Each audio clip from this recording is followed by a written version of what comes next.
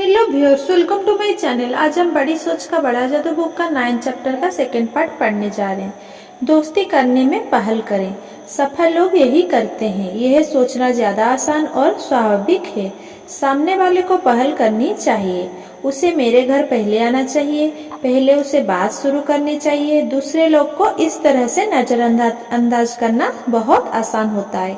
हाँ, ये आसान है और स्वाभाविक है, परंतु लोगों के बारे में अच्छा सोचने का यह सही तरीका नहीं है। अगर आप इस बात का इंतजार करेंगे कि दूसरा व्यक्ति दोस्ती की नींव रखे, तो आपके पास कभी ज्यादा दोस्त नहीं होंगे। वास्तव में यही सच्चे लीडर की पहचान है कि वह लोगों से पहचान बढ़ाने में पहल करता है। अगली बार आप जब भी किसी बड़े समूह में खड़े हो, तो इस बात को ध्यान से देखें। वहां पर मौजूद सबसे महत्वपूर्ण व्यक्ति वो होता है जो अपना परिचय देने में सबसे ज्यादा सक्रिय होता है। वह व्यक्ति सचमुच सफल होगा जो आपके पास आता है, आपके हाथ मिलाता है और कहता है, हेलो, मैं जैक। और इस बात पर थोड़ा विचार करें और आप पाएंगे कि वह व्यक्ति इसीलिए सफल होगा क्योंकि वो दोस्ती बनाने के लिए मेहनत कर रहा है। लोगों के बारे में अच्छा सोचे।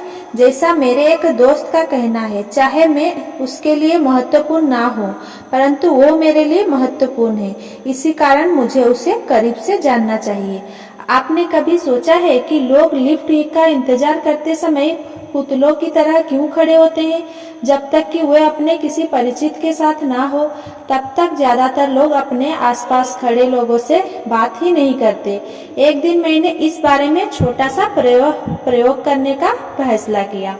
मैंने अपने पास खड़े व्यक्ति से बातचीत शुरू करने का फैसला किया।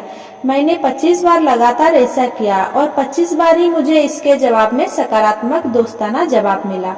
हालांकि अजनबियों के साथ बात करने को अच्छे मैनर्स में शामिल नहीं किया जाता, परंतु ज्यादातर लोग फिर भी इस बात को पसंद करते हैं और यह रहा इसका लाभ। जब आप किसी अजनबी के बारे में कोई सकारात्मक बात कहते हैं, तो उसका मूड अच्छा हो जाता है, आपको भी अच्छा लगता है और आपको शांति और खुशी भी मिलती है।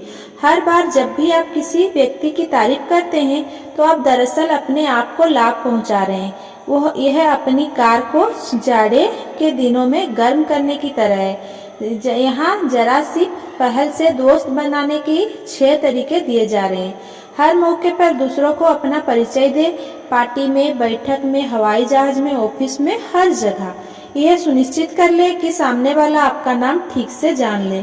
यह सुनिश्चित कर ले कि आप सामने वालों के नाम का उच्चारण ठीक से कर सके। सामने वाले का नाम लिख ले और यह सुनिश्चित कर ले कि आपने उसकी स्पेलिंग सही लिखी है। अगर आप किसी के नाम की गलत स्पेलिंग लिखेंगे, तो हो सकता है कि वह दोस्त के बजाय आपका दुश्मन बन जाए। अगर संभव हो तो उसका पता और फोन नंबर भी लिख ले। आप जिन नए दोस्तों से मिले, उनमें से आप जिससे परिचय बढ़ाना चाहते हो, उन्हें चिट्ठी लिखें या फोन करें। यह बहुत महत्वपूर्ण है। ज्यादातर सफल लोग नए दोस्त बनाने के बाद उन्हें चिट्ठी लिखते हैं या फिर फोन पर उनसे बात करते हैं। और सबसे आखिरी बात, अजनबियों से अच्छी बात करें।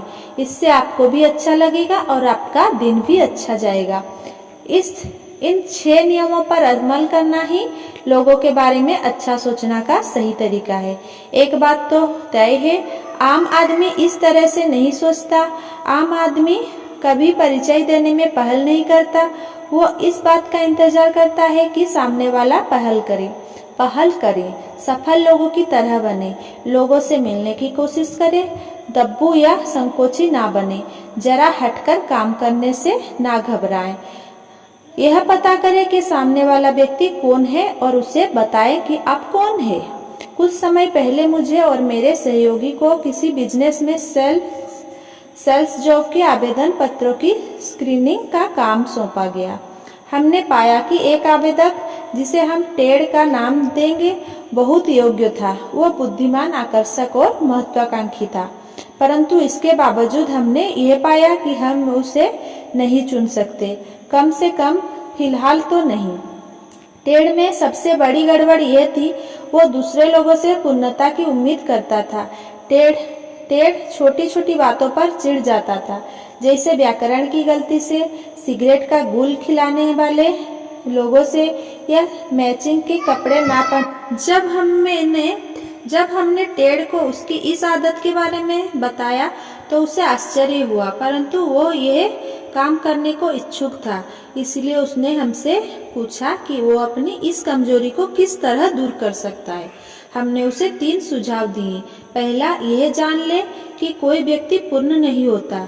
कई लोग बाकी लोगों से ज्यादा पूर्ण होते हैं, परंतु कोई भी व्यक्ति पूर्ण नहीं कहा जा सकता। हर एक में कुछ न कुछ कमी तो होती ही है। इंसानों को इंसान बनाने वाली चीज यही है कि वे गलतियां करते हैं, हर तरह की गलतियां। दूसरा, यह जान ले कि दूसरे व्यक्ति को अलग होने का अधिकार है। किसी भी चीज के बारे में सर्वज्ञानी होने का दावा ना करें। लोगों को सिर्फ इसीलिए नापसंद ना करें क्योंकि उनकी आदतें आपसे अलग हो, या उनके कपड़े, उनका धर्म, उनकी पार्टियां, उनकी कार आपसे भिन्न है। यह जरूरी नहीं है कि आप सामने वाले व्यक्ति के काम की तारीफ करें, परंतु यह भी जरूरी नहीं है कि आप उसके काम को नापसंद करें। तीसरा, सुधारक बनने से बचे। अपनी फिलोसॉफी में जियो और जीने दो की सिद्धांत का पालन करें। ज्यादातर लोगों को यह पसंद नहीं होता कि कोई उनकी गलतियां बताए।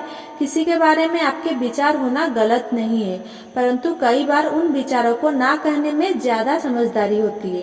टेड ने इन सुझावों पर काफी मेहनत से अमल किया। कई महीनों बाद वो पूरी तरह बदल गया। अब वो लोगों के प्रति ज्यादा उदार हो चला है। वो जान गया है कि लोग ना तो पूरी तरह अच्छे होते हैं, ना पूरी तरह बुरे होते हैं। वो कहता है, पहले मैं जिस बात से चिढ़ जाता था, अब उसी बात में मुझे मजा आने लगा है। अब जाकर मुझे यह समझ आया है कि अगर सभी लोग एक जैसा होते और सभी पूर्ण होते तो यह दुनिया कितनी नीरस हो जाती। इस आसान परंतु महत्वपूर्ण बात का ध्यान रखें, कोई भी व्यक्ति पूरी तरह अच्छा या बुरा नहीं होता। पूर्ण व्यक्ति इस दुनिया में कोई नहीं होता, हम सभी आधे अधूरे होते हैं।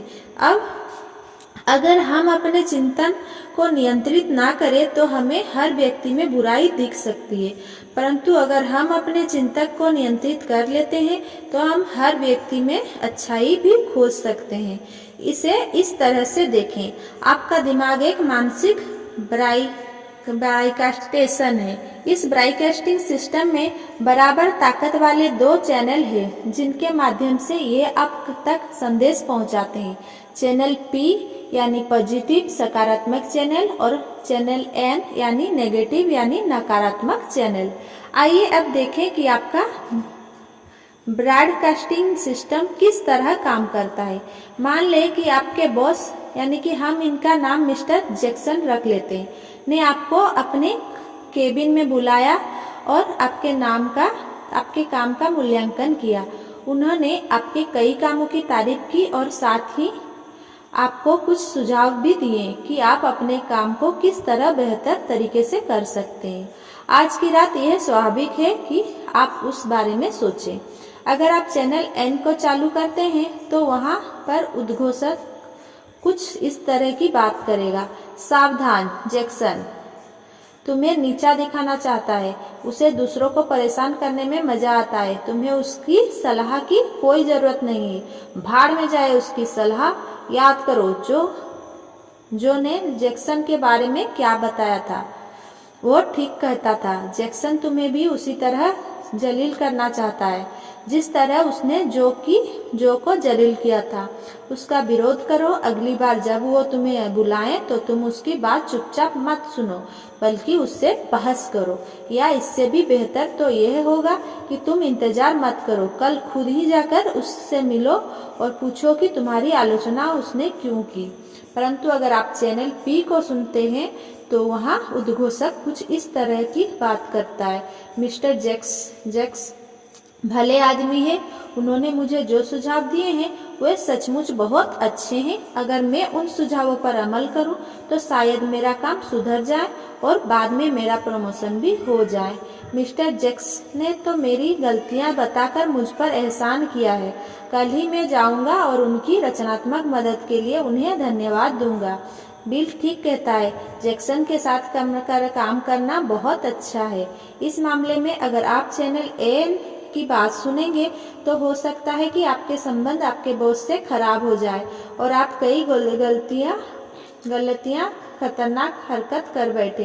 परंतु अगर आप चैनल पी की बात मानेंगे तो आपके बॉस के सुझाव से आपको लाभ मिलना तय है और इसके अलावा आप उनके करीब भी पहुंच जाएंगे। वे आपसे मिलना पसंद करेंगे। जाएं, कोशिश करके देखें। ये ध्यान रखें कि आप जितनी ज़्यादा देर तक चैनल पी का या चैनल एन की बातें सुनते हैं, आप उस तरह की बात में सचमुच दिलचस्पी लेने लगते हैं और चैनल बदलना आपके लिए उतना ही मुश्किल होता जाता है। यह सच है क्योंकि एक विचार, चाहे वो सकारात्मक हो या नकारात्मक, अपने जैसे कई विचारों का चेन रिएक्शन पैदा करता है।